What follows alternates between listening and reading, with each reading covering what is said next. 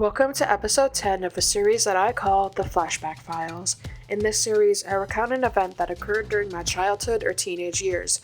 This episode is called The Emergency. Trigger warning.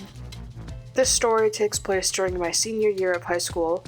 One thing my high school offered for juniors and seniors was to take a class at the Technology Center.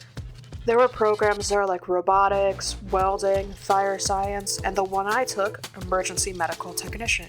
This was an intense class.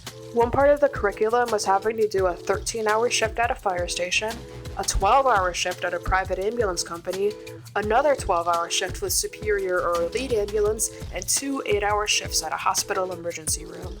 I saved the hospital ones for last as they were the shortest, but they did not feel the shortest.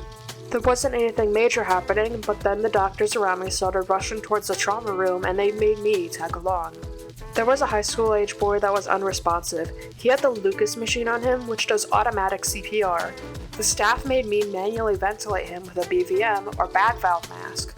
I bagged him for 40 minutes. I was there when they used the paddles for shocking him too. Eventually, he was stable enough for a CT. I sat around for another couple hours, then went home. The next day of class, you're meant to present yourself and explain the cases you had during the shift. I already had problems with public speaking, and what the instructors did next made me so much more nervous. The fire science and EMT classrooms were adjacent to each other, and all the fire science students gathered in the EMT room.